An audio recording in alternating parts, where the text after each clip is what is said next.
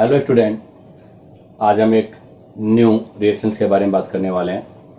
आज हम reaction mechanism का एक पोर्शन है एलिमिनेशन रिएक्शन, उसके बारे में डिस्कस करेंगे। तो आज का हमारा टॉपिक है एलिमिनेशन रिएक्शन। ध्यान रखना, एलिमिनेशन रिएक्शन जो आपके ऑर्गेनिक में एक तो हाइड्रोकार्बन के एल्कीन टॉपिक से रिलेटेड है, मतलब जीएमपी ऑफ एल्कीन, और एक आपका ये जनरली एल्किल हैलाइड और एल्कोहल, दो टॉपिक्स में इसे हम स्टडी करते हैं। ठीक है, तो आज हम स्टार्ट करेंगे एलिमिनेशन रिएक्शन। क्या होता है एलिमिनेशन रिएक्शन? तो सबसे इसके नाम से क्लियर है, एलिमिनेशन मतलब रिमूव होने की टेंडेंसी, उसी को हम एलिमिनेशन कहते हैं। तो पहले तो इसकी मैं एक छोटी सी डेफिनेशन लिख देता हूं। क्या डेफिनेशन है, ध्यान दे। Removing of two atoms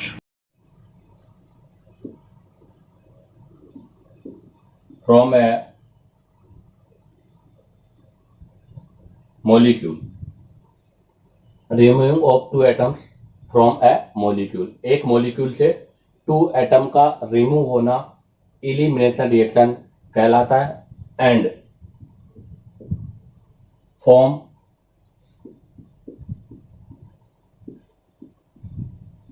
unsaturated linkage, और टू एटम के एलिमिनेट होने से एक अनसैचुरेटेड लिंकेज या अनसैचुरेटेड बॉन्ड का फॉर्मेशन होता है, उसे हम एलिमिनेशन रिएक्शन कहते हैं।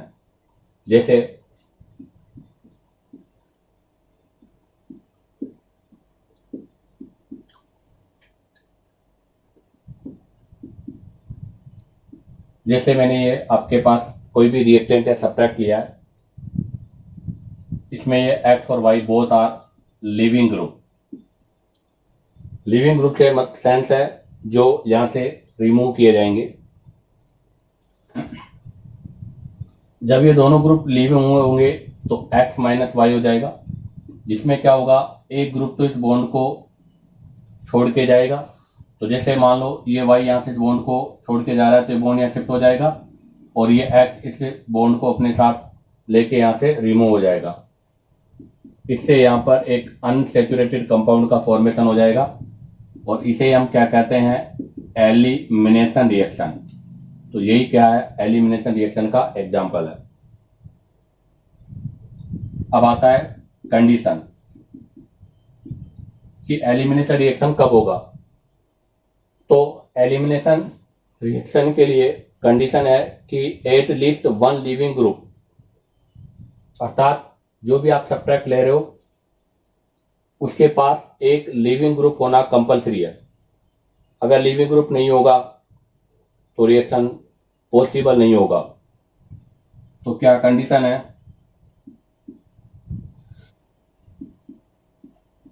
Substance in which at least one living group must be present। कहने का मतलब है कि एलिमिनेशन रिएक्शन तभी पॉसिबल है जब आपके सबस्टेंस है, जो आपका रिएक्टेंट है, उसके पास एक लिविंग ग्रुप होगा। ये इसकी कंडीशन होती है। अब हम बात करते हैं यहां से एलिमिनेशन रिएक्शन कि एलिमिनेशन रिएक्शन के कितने टाइप है। तो अब हम यहां से एलिमिनेशन रिएक्शन के टाइप की बात करते हैं। तो देखिएगा next point, type of elimination reaction. तो जनरली एलिमिनेशन रिएक्शन को तीन पार्ट्स में हम डिवाइड करेंगे। पहला alpha alpha, second alpha beta, और तीसरा अल्फा गामा। इसे हम 1-1, इसे 1-2 एलिमिनेशन, और इसे 1,3 और 1N एलिमिनेशन भी कहते हैं। सिंपल वे में इसे अल्फा एलिमिनेशन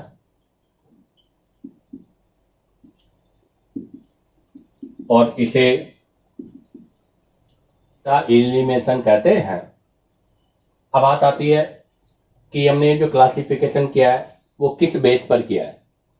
तो देखो इसके नाम से क्लियर है, अल्फा अल्फा या 1 1, अर्थात यहाँ पर आपके जो बोथ लिविंग ग्रुप है वो सेम कार्बन से रिमूव होंगे। अल्फा बीटा अर्थात 1 2, तो यहाँ पर आपके जो लिविंग ग्रुप रिमूव होंगे वो एडजेसेंट पोजीशन से होंगे। अल्फा गामा या 1 3, अर्थात यहाँ पर आपके जो लिविंग ग्रुप रिमूव होंगे 2 पोजीशन के, मतलब उनके बीच में जो डिफरेंस होगा वो मोर देन 2 कार्बन होगा। तो देखिएगा इनकी डेफिनेशन क्या है। when two एटम या group remove from same carbon, जब आपके 2 एटम और ग्रुप सेम कार्बन से रिमूव होते हैं तो उसे हम अल्फा एलिमिनेशन कहते हैं। तो फिर बीटा एलिमिनेशन किसे कहेंगे? व्हेन 2 ग्रुप या एटम्स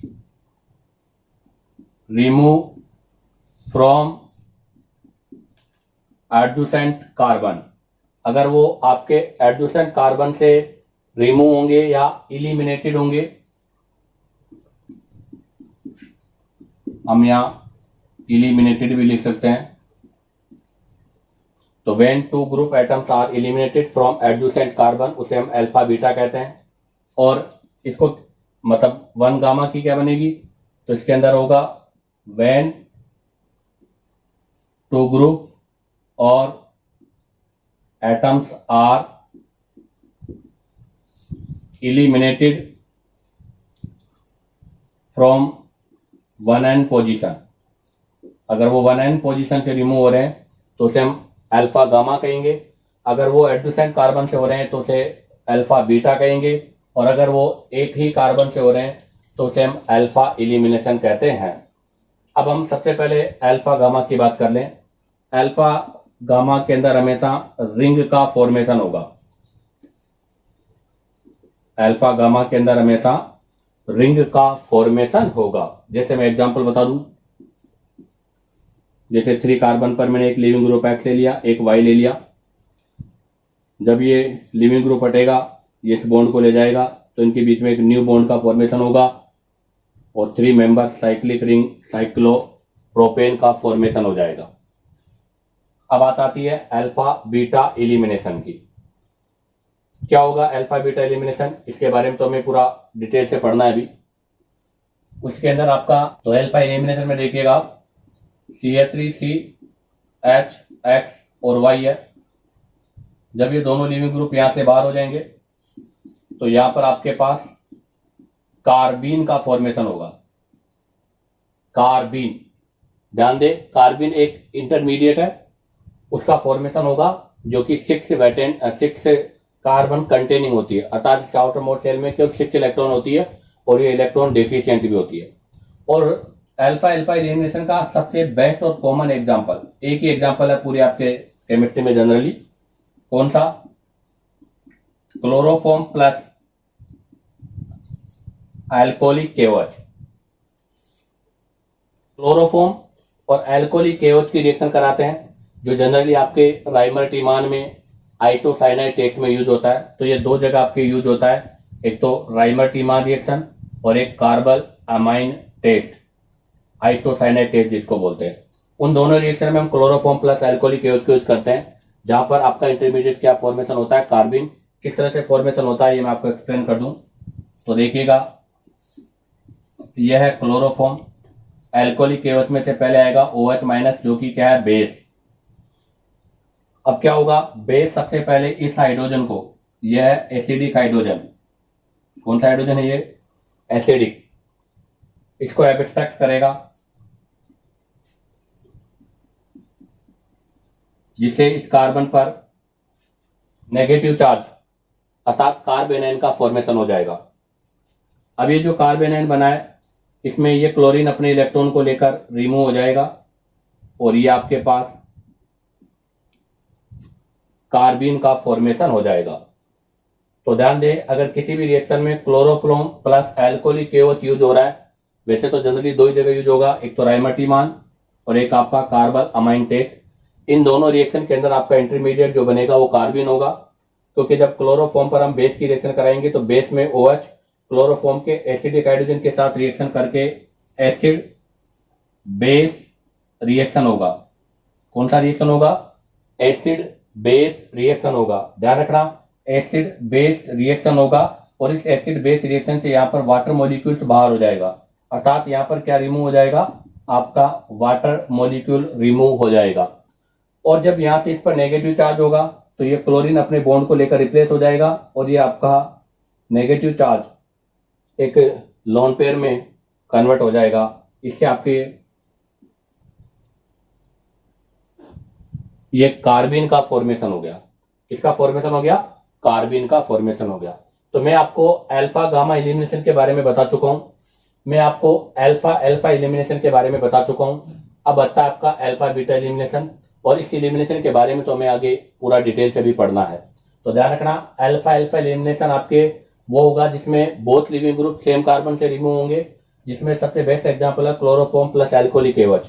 और अल्फा गामा में आपके पास दोनों लिविंग ग्रुप के बीच में कार्बन मोर देन 2 या मतलब 2 या मोर देन 2 होंगे और वहां पर साइक्लिक रिंग का फॉर्मेशन होगा। अब हम बात करेंगे डिटेल से अल्फा बीटा एलिमिनेशन या बीटा एलिमिनेशन की। अब हम बात करेंगे अल्फा बीटा एलिमिनेशन की, जिसमें both leaving group eliminated from adjacent carbon, अर्थात जिसमें दोनों लिविंग ग्रुप आपके एडजेसेंट कार्बन से रिमूव होते हैं, उसको हम अल्फा बीटा एलिमिनेशन कहते हैं। तो पहले देखिएगा अल्फा बीटा एलिमिनेशन कैसे होगा।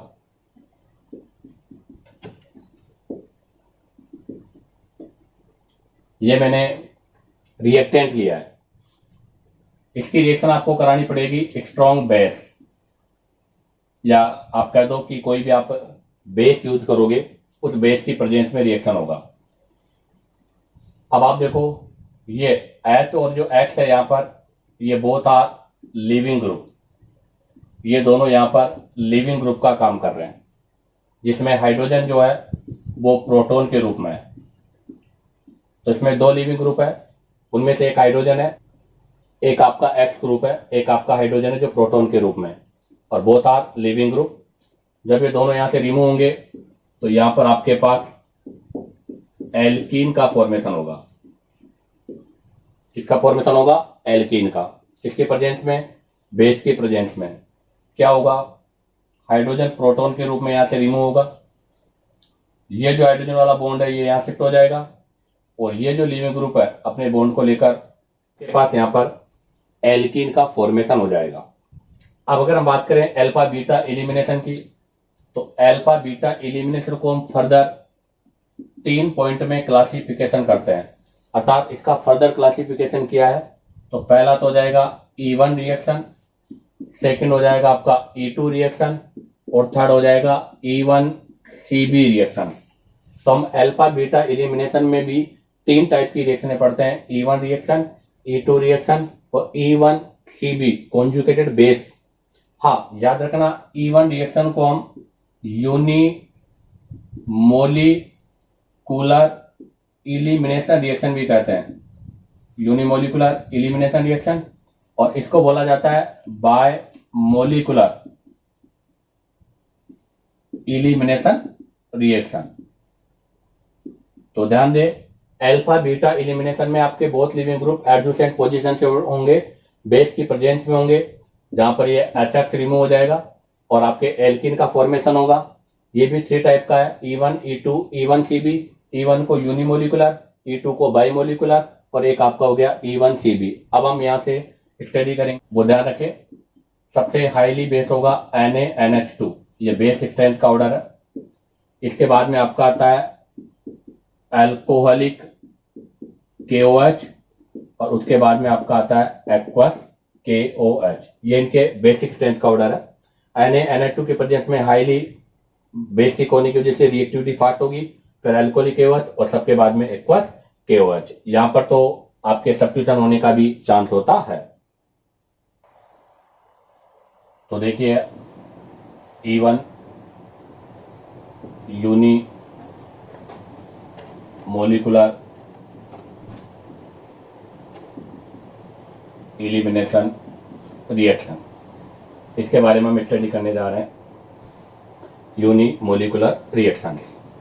तो देखिएगा, मैंने आपको अब तक जितने भी रिएक्शन पढ़ाए सब में एक ही मेथड है, पहले रिएक्शन, उसका मैकेनिज्म और उसके बाद में की पॉइंट।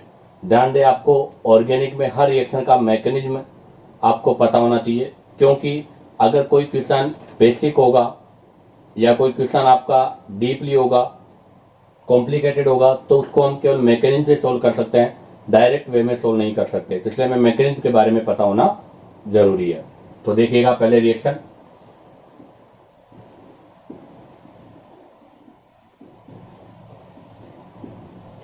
ये मैंने कोई सब्ट्रैक्ट लिया है, इसकी रिएक्शन मैं कराना चाहता हूं बेस, और बेस के रूप में मैं यहां पर एक्वस KOH यूज कर लेता हूं। कोई सा भी बेस यूज कर सकते हो, मैंने बेस लिख दिया। यहां पर आपका जो प्रोडक्ट होगा वो ये एल्कीन होगी। तो सबसे पहले हम बात करेंगे इसका मैकेनिज्म। मैकेनिज्म में ध्यान रखना, डन इनटू 2 स्टेप्स, अर्थात आपका जो इलिमिनेशन रिएक्शन है वो 2 स्टेप्स में कंप्लीट होता है। और दोनों स्टेप्स में भी आप ध्यान रखें क्या है पॉइंट, कि proton and leaving group depart in 2 different steps, अर्थात आपका प्रोटॉन और लिविंग ग्रुप जो है उसका जो डिपार्ट है या उसका जो रिमूवल है वो 2 डिफरेंट स्टेप में होगा, अर्थात प्रोटॉन और लिविंग ग्रुप दोनों एक ही स्टेप में रिमूव नहीं होंगे। ये हमें ध्यान रखना, इसी से हमें एक्सप्लेन होता है कि ये 2 स्टेप्स में होती है। स्टेप नंबर फर्स्ट में आपका हो जाएगा remove of leaving group and carbocation formation, removing of leaving group and carbocation formation, leaving group का हटना और कार्बोकैटायन का फॉर्मेशन होना। तो देखिएगा,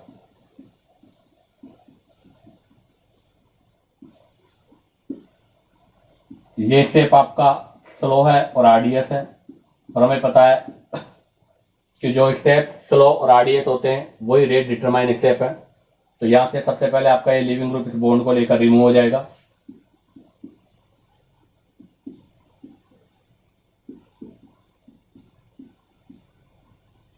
इससे आपके पास यहां पर इंटरमीडिएट का फॉर्मेशन होगा, जो इंटरमीडिएट बनेगा वो होगा कार्बोकैटायन। तो ध्यान रखना, इसका स्लो आरडीएस स्टेप है ये, इसी के अंदर आपके इंटरमीडिएट कार्बोकैटायन का फॉर्मेशन हो रहा है। तो इसका मतलब ये पूरी रिएक्शन कार्बोकैटायन पर डिपेंड करेगी। अब आता है स्टेप नंबर 2। स्टेप नंबर 2 में है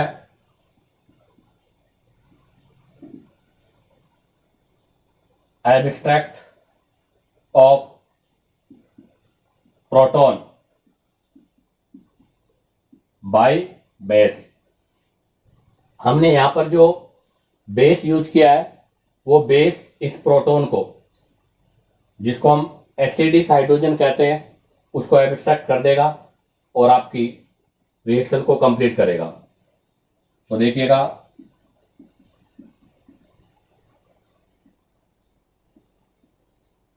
सेकेंड स्टेप में हमारा जो बेस है OH माइनस है, या जो भी मान लीजिएगा, सपोज दैट मैंने बेस B माना है, ये बेस इस प्रोटॉन को एब्स्ट्रैक्ट करेगा और ये बॉन्ड यहां शिफ्ट हो जाएगा, इसके वाया यहां पर एल्कीन का फॉर्मेशन हो जाएगा और आपके पास पीएच बाई प्रोडक्ट के रूप में बाहर हो जाएगा।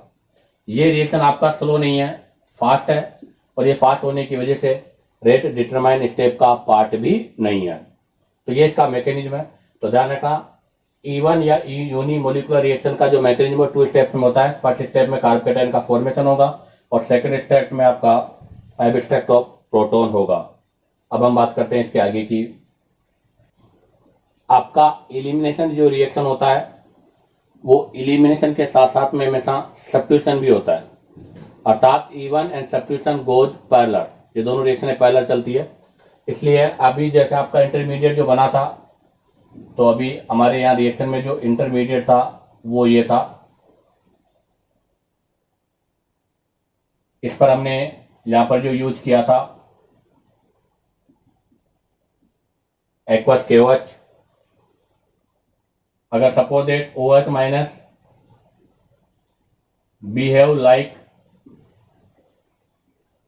न्यूक्लियोफाइल, अगर आपका OH माइनस है वो न्यूक्लियोफाइल की तरह बिहेव करेगा, तो ऐसी पोजीशन में SN1 रिएक्शन होगा और आपका जो प्रोडक्ट होगा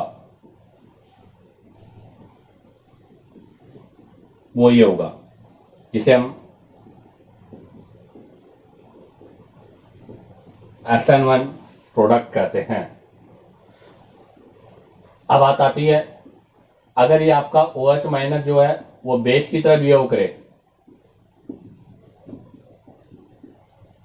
तो अब E1 होगा और ऐसी स्थिति में आपका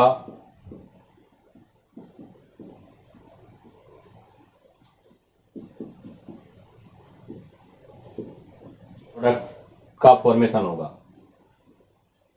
अब हम बात करते हैं इस रिएक्शन के इंपॉर्टेंट की पॉइंट्स। सभी रिएक्शनों में पहला की पॉइंट सेम होगा कि इंटरमीडिएट। तो इंटरमीडिएट यहां पर है कार्ब कैटायन, अर्थात इन RDF स्टेप, जिसका फॉर्मेशन RDF स्टेप में होता है। सेकेंड, हमें पता है कि जिन रिएक्शन में इंटरमीडिएट कार्ब कैटायन होगा उनमें रीअरेंजमेंट पॉसिबल होता है। तो सेकेंड पॉइंट हो गया रीअरेंजमेंट में बी पॉसिबल, अर्थात यहां पर रीअरेंजमेंट पॉसिबल है। क्यों? Due to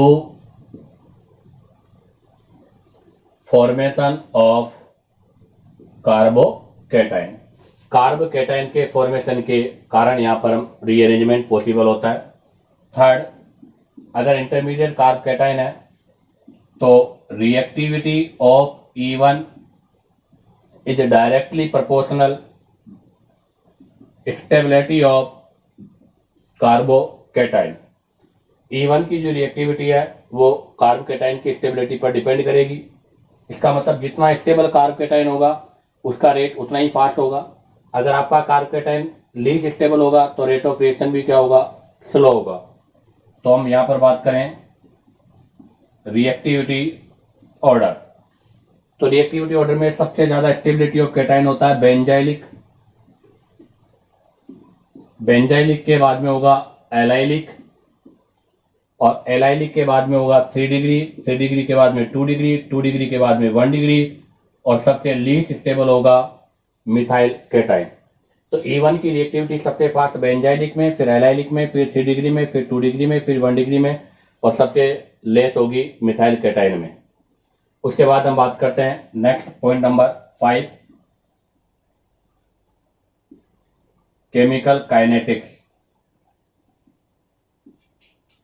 chemical kinetics, chemical kinetics से मतलब है कि इस रिएक्शन का ऑर्डर क्या है, मोलिक्युलरिटी क्या है, इसकी जो रेट है वो क्या है। केमिकल काइनेटिक्स एक टॉपिक होता है, उसमें हम रेट, ऑर्डर और मोलिक्युलरिटी के बारे में स्टडी करते हैं। तो अभी केमिकल काइनेटिक्स में हमने बात करें तो अभी हमने पढ़ा कि इसका फर्स्ट स्टेप जो होता है वो स्लो RDS है, जिसमें कार्ब कैटायन का फॉर्मेशन होता है। तो पहला पॉइंट तो क्या हो गया आपका कि फर्स्ट स्टेप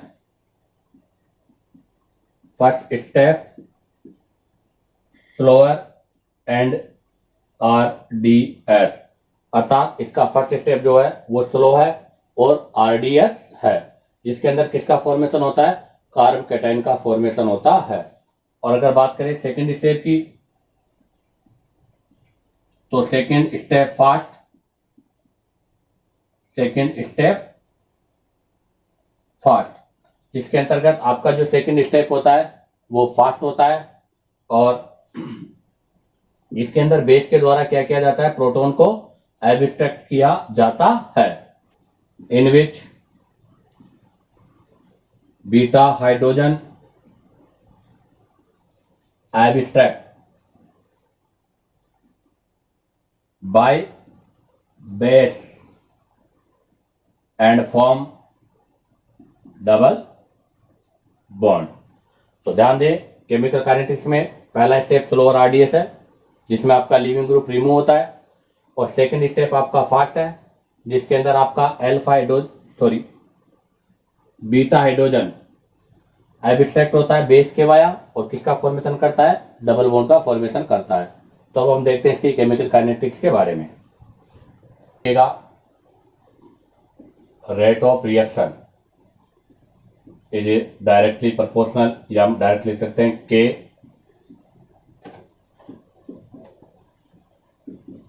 की पावर 1।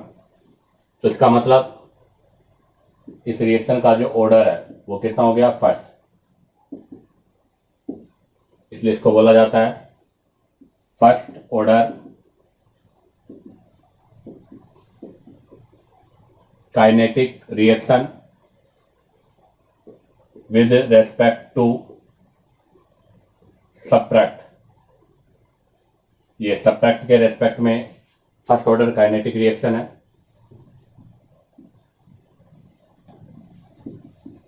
और अगर इसकी करूं तो इसकी मोलिकुलरिटी भी कितनी होगी, 1। इसी के साथ ही इसका केमिकल काइनेटिक्स पॉइंट कंप्लीट होता है। अब हम बात करते हैं next point number 6, nature of leaving group. जो लिविंग ग्रुप हमने लिया है उसका नेचर।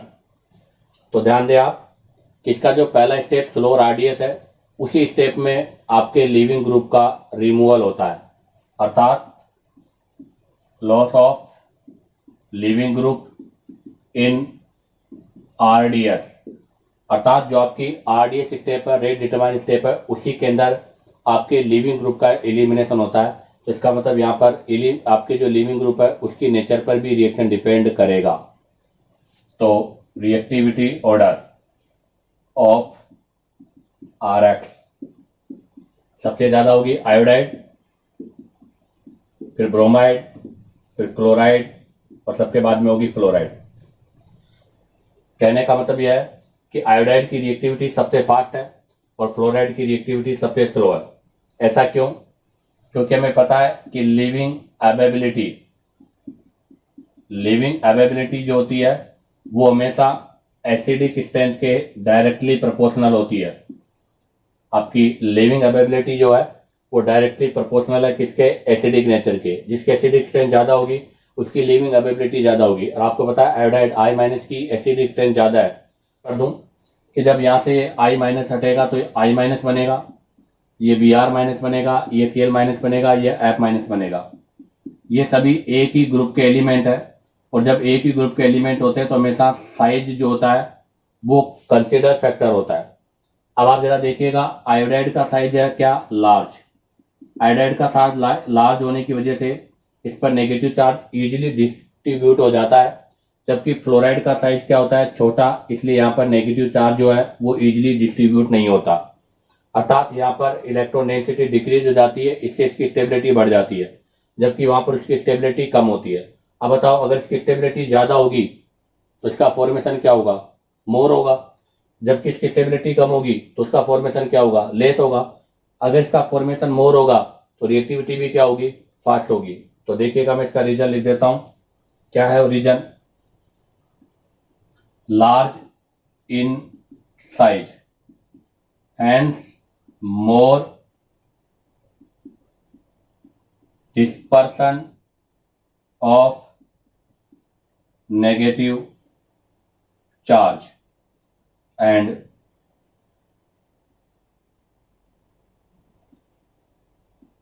इस वजह से हम कह सकते हैं easily formed।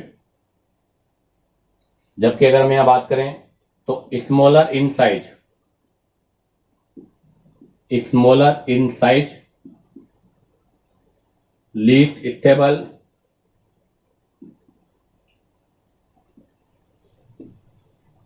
and less formid। तो ध्यान दें, एलिमिनेशन के अंदर नेचर ऑफ लिविंग ग्रुप की अगर हम बात करें तो आयोडाइड की रिएक्टिविटी फास्ट होगी और फ्लोराइड की रिएक्टिविटी सबसे स्लो होगी। जिस रिएक्शन में आयोडाइड होगा वहां पर एलिमिनेशन फास्ट होगा और फ्लोरीन के केस में एलिमिनेशन स्लो होगा। उसका रीजन क्योंकि I- की स्टेबिलिटी ज्यादा है और फ्लोरीन की स्टेबिलिटी कम है। अब हम बात करेंगे इसके बाद नेक्स्ट पॉइंट की। 7 नंबर का point,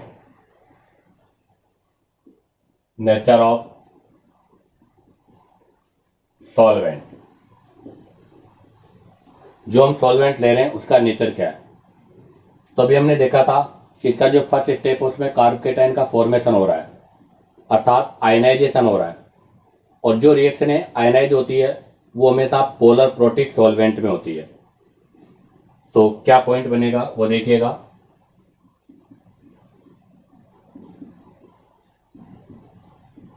ionization take place in first step, hence polar protic solvent use. तो फर्स्ट स्टेप आयनाइजेशन होने की वजह से यहां पर हम जो सॉल्वेंट यूज करेंगे वो कौन सा होगा, पोलर प्रोटिक सॉल्वेंट होगा। हाँ, इसमें एक चीज ध्यान रखना आप लोग, क्या पॉइंट है कि यदि हम सॉल्वेंट की कंसंट्रेशन या इसकी बेसिक स्ट्रेंथ को बढ़ाएं तो क्या रेट ऑफ रिएक्शन बढ़ेगा, लेकिन वो नहीं बढ़ेगा। क्यों?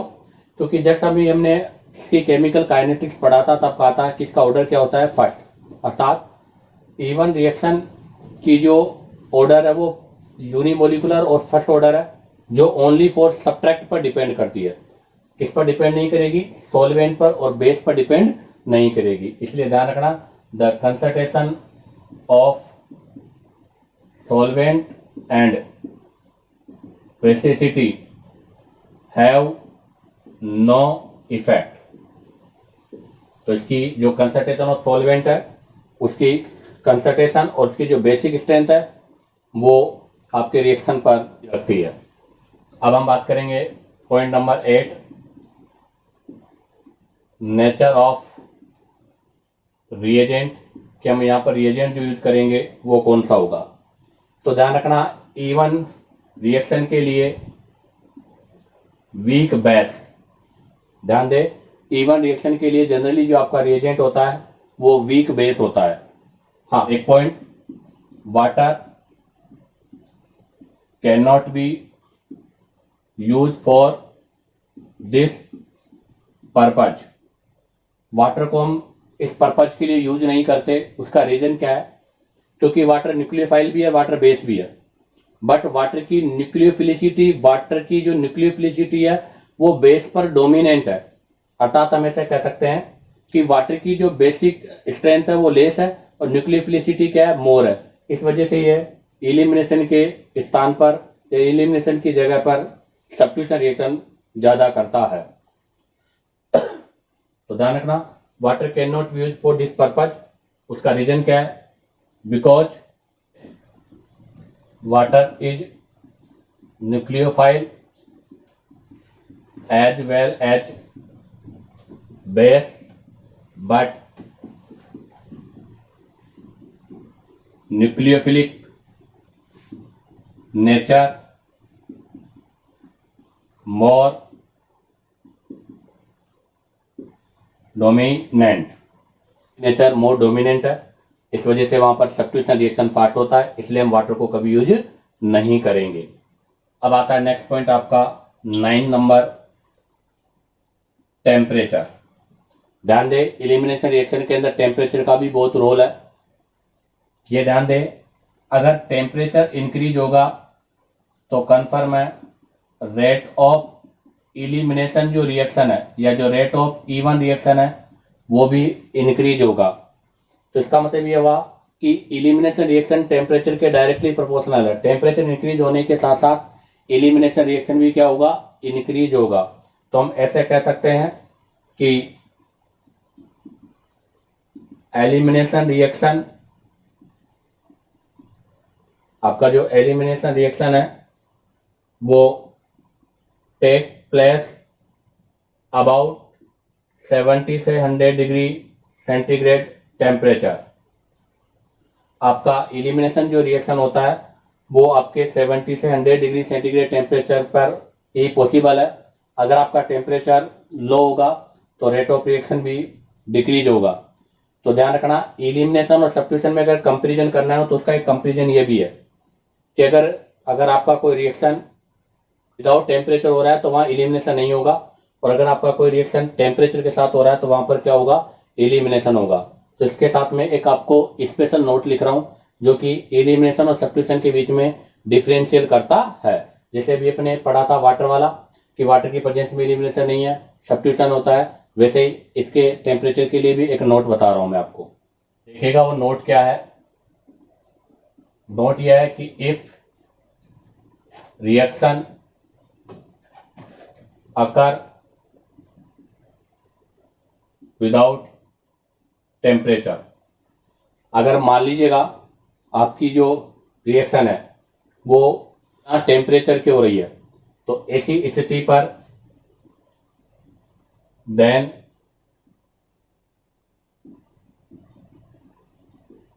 Elimination reaction does not happen. ऐसी कंडीशन पर आपका एलिमिनेशन रिएक्शन नहीं होगा, ओनली सब्स्टिट्यूशन रिएक्शन होगा, ओनली सब्स्टिट्यूशन रिएक्शन अकर। तो ध्यान दे, अगर कोई रिएक्शन विदाउट टेम्परेचर हो रही है तो वहां एलिमिनेशन नहीं होगा, वहां पर आपका सब्स्टिट्यूशन होगा। तो क्या कंक्लूजन निकला, at low temperature SN1 product बनेगा, अर्थात यहां पर आपका सब्स्टिट्यूशन रिएक्शन होगा। और एट हाई टेम्परेचर, अगर मैंने हाई टेम्परेचर लिया है तो इसी स्थिति पर E1 प्रोडक्ट होगा, अर्थात ऐसी कंडीशन पर आपका एलिमिनेशन रिएक्शन होगा। तो ध्यान रखना, लो टेम्परेचर पर आपका SN1 रिएक्शन है, हाई टेम्परेचर पर आपका E1 रिएक्शन है। तो इन दोनों में डिफरेंस करने के लिए हमें टेम्परेचर भी आपको देखना पड़ेगा कि लो टेम्परेचर है या बिना टेम्परेचर है तो सब्स्टिट्यूशन, और अगर टेम्परेचर हाई या टेम्परेचर की प्रेजेंस है तो वहां पर आपका एलिमिनेशन रिएक्शन होगा। इसी के साथ एक नोट और है कि E1 and SN1 go parallel. आपका E1 और जो E1 और SN1 रिएक्शन है वो दोनों पैरेलल होती है, and SN1 product is more या SN1 product is major then E1 product. तो ध्यान रखना आप लोग, SN1 रिएक्शन और E1 रिएक्शन दोनों हमेशा पैरेलल चलती है, अर्थात किसी भी रिएक्शन अगर मैं देखें तो वहां पर एलिमिनेशन के साथ साथ सब्स्टिट्यूशन रिएक्शन भी होता है। बस फर्क यह है कि अगर टेम्परेचर होगा तो वो एलिमिनेशन की ओर जाएगी, और अगर टेम्परेचर नहीं होगा तो सब्स्टिट्यूशन होगा। तो इसका मतलब पहले कोई भी रिएक्शन होगा उसमें पहले सब्स्टिट्यूशन है, उसके बाद में आपका एलिमिनेशन है। तो ये दोनों रिएक्शन साथ साथ है, पैरेलल है, बट ऐसी पोजीशन पर SN1 प्रोडक्ट आपका मेजर होता है और E1 आपका माइनर होता है। इसलिए हम ऐसा कह सकते हैं कि E1 is not suitable method for preparation of double bond. इसका मतलब यह हुआ कि आपका जो E1 रिएक्शन है वो डबल बॉन्ड फॉर्मेशन के लिए सुटेबल नहीं है। क्यों? क्योंकि वहां पर एलिमिनेशन के साथ साथ सब्स्टिट्यूशन होने का भी चांस है, और ऐसी स्थिति में सब्स्टिट्यूशन जो प्रोडक्ट है मेजर होगा और एलिमिनेशन वाला प्रोडक्ट आपका माइनर होगा। इस वजह से E1 reaction double bond formation के लिए सुटेबल नहीं मानी जाती है। अब आता है, आप देखिएगा पॉइंट नंबर 10, आइसोटोप इफेक्ट्स। क्या होता है आइसोटोप? आप लोग जानते हो आइसोटोप, जैसे हाइड्रोजन, प्रोटियम, ड्यूटेरियम। तो हमें यहां पर ये बताना है कि अगर हम हाइड्रोजन और ड्यूटेरियम को यूज करें तो रिएक्शन की रेट पर क्या फर्क पड़ेगा, या ये अप्लाई होगा या नहीं होगा। तो ध्यान रखना, E1 रिएक्शन पर isotope effect not apply. E1 reaction पर आपका आइसोटोप इफेक्ट अप्लाई नहीं होता। उसका रीजन, क्योंकि अभी हमने देखा है कि इसका जो स्लो रेडियस स्टेप है उसमें रिमूवल ऑफ हाइड्रोजन नहीं होता, अर्थात लॉस ऑफ हाइड्रोजन आपके फास्ट स्टेप का पार्ट है, स्लो स्टेप का पार्ट नहीं है, इसलिए यहाँ पर आइसोटोप इफेक्ट अप्लाई नहीं होगा। इसका मतलब यह है कि अगर हम हाइड्रोजन को हटाएं, चाहे ड्यूटेरियम को हटाएं, उसका रेट पर या जो E1 की जो रेट है उस पर कोई इफेक्ट नहीं होगा। तो जैसे मैंने लिखा KH/KD = 1, अर्थात हाइड्रोजन और ड्यूटेरियम दोनों को रिमूव करने के लिए जो रेट ऑफ रिएक्शन है वो इक्वल होगा।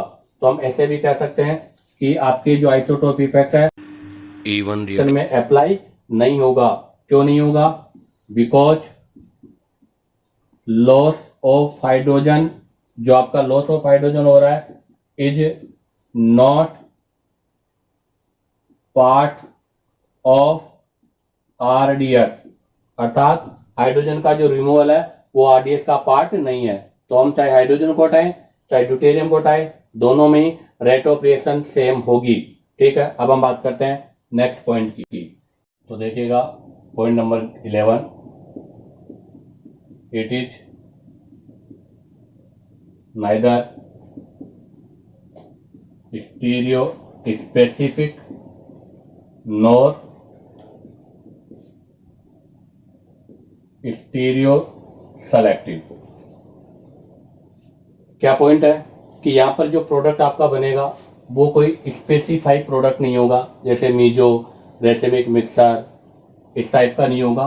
और दूसरा पॉइंट है स्टीरियो सेलेक्टिव। स्टीरियो सेलेक्टिव से मतलब यह है कि आपका जो रिएक्टेंट है वो भी कोई स्पेसिफिक टाइप का होना कंपलसरी नहीं है। तो ये दोनों में ही नोन है। अब आता है पॉइंट नंबर 12। पॉइंट नंबर 12 आता है रीजियो केमिस्ट्री।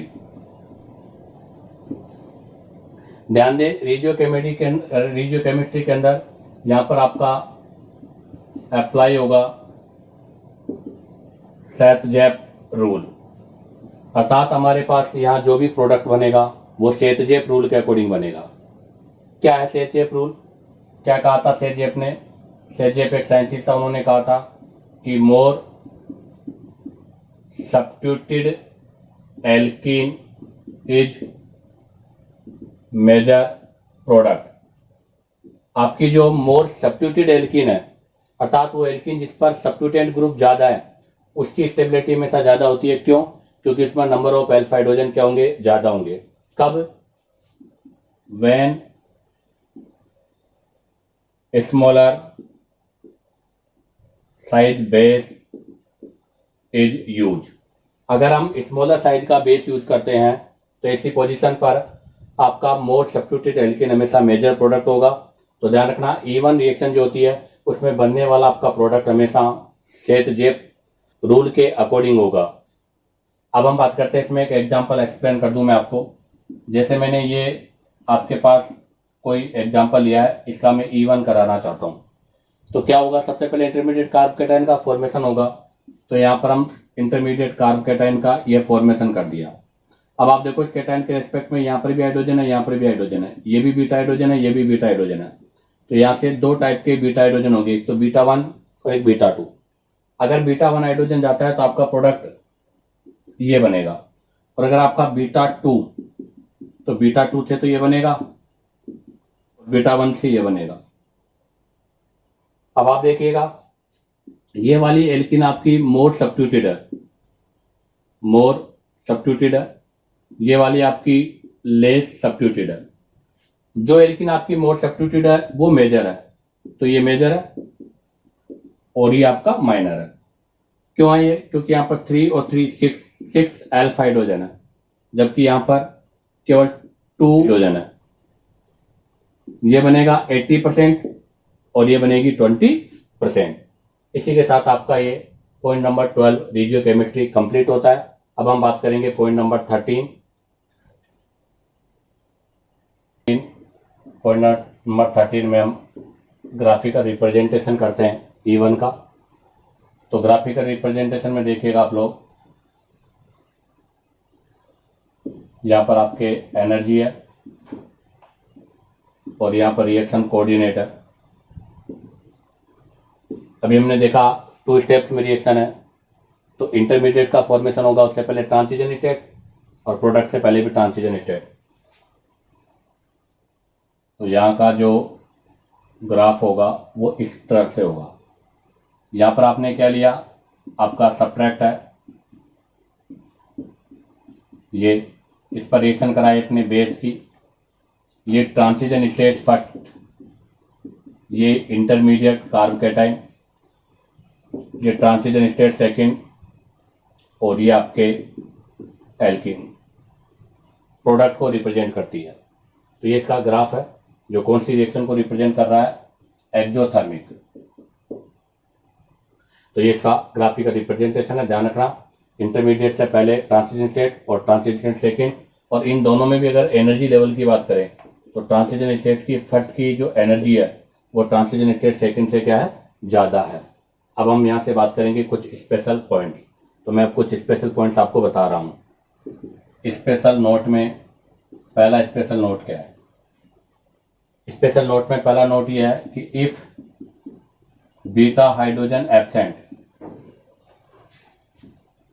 अगर आपके पास बीटा हाइड्रोजन एब्सेंट है अर्थात बीटा हाइड्रोजन नहीं है, फिर भी आपका E1 रिएक्शन पॉसिबल है। बहुत इंपॉर्टेंट बात है, आपने इफ बीटा हाइड्रोजन एब्सेंट, अगर किसी रिएक्शन में मतलब किसी भी रिएक्टेंट में बीटा हाइड्रोजन नहीं है फिर भी एलिमिनेशन रिएक्शन होगा। ऐसा कैसे होगा, तो ये होगा वाया CH3 माइनस शिफ्ट, अर्थात ये प्रोसेस मिथाइल शिफ्टिंग के वाया होगा। तो याद रखना, अगर किसी भी रिएक्टेंट में अगर बीटा हाइड्रोजन नहीं है फिर भी वहां पर E1 एलिमिनेशन रिएक्शन होगा, किसके वाया होगा, मिथाइल शिफ्ट के वाया होगा। तो देखिएगा एग्जांपल, ये लिया मैंने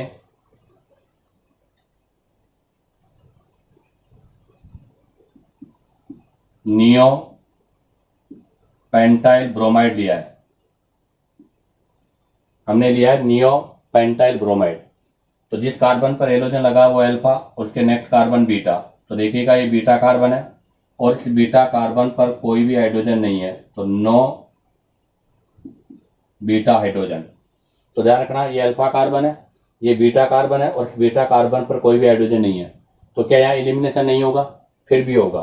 कैसे होगा, तो देखिएगा E1 सबसे पहले किसका फॉर्मेशन होगा, कार्बोकेटाइन। ये कार्बोकेटाइन हो गया जो कौन सा है, 1 डिग्री है, ये लीस्ट स्टेबल है। तो यहाँ पर क्या होगा, 1,2 मिथाइल शिफ्ट हो जाएगा। तो यहाँ से ये मिथाइल शिफ्ट होकर यहाँ चला जाएगा और जैसे ये मिथाइल शिफ्ट होकर यहाँ जाएगा आपका ये कार्बोकेटाइन कौन सा बन जाएगा, 3 डिग्री कार्बोकेटाइन हो जाएगा।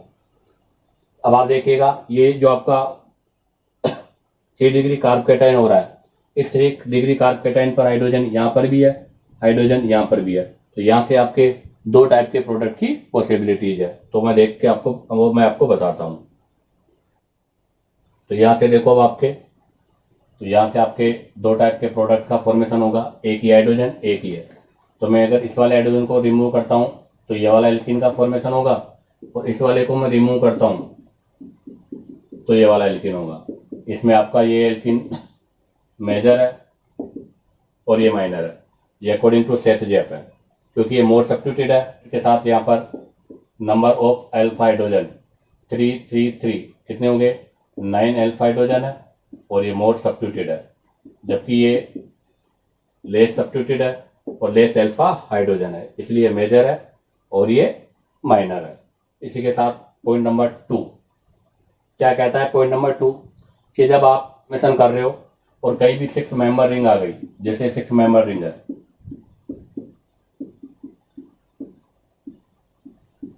अब मुझे इसमें डबल बॉन्ड का फॉर्मेशन करना है अर्थात इसमें एलिमिनेशन से एल्कीन का बनाना है।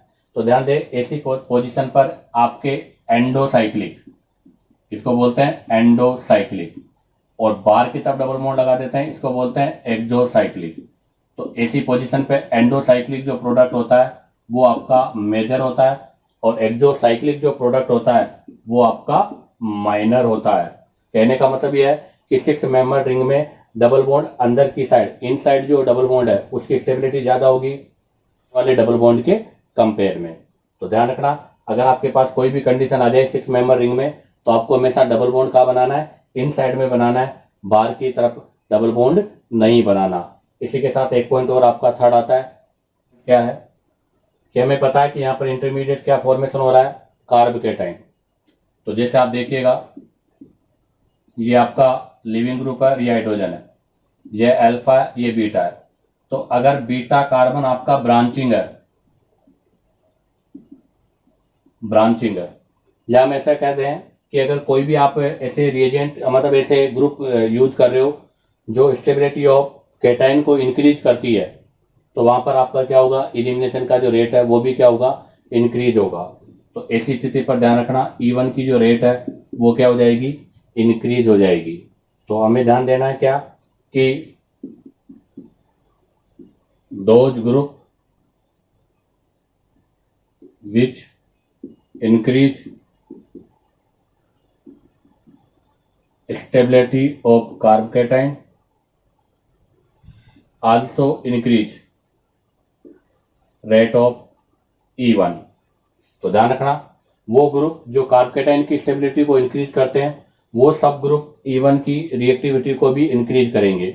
या हम ऐसे कह दें कि अगर बीटा कार्बन मोर ब्रांचिंग है, मोर ब्रांच है, या यहाँ पर अगर आपका मोर एल्काइल ग्रुप है, तो मोर एल्काइल ग्रुप की प्रेजेंस में आपकी रिएक्टिविटी यहाँ पर इंक्रीज होगी। इसी के साथ ये E1 रिएक्शन आपकी कंप्लीट होती है। इसके मैंने सभी इंपॉर्टेंट की पॉइंट और मैकेनिज्म आपको एक्सप्लेन कर दिया। अब हम इसके बाद नेक्स्ट वीडियो में इसके कुछ एग्जांपल्स की बात करेंगे।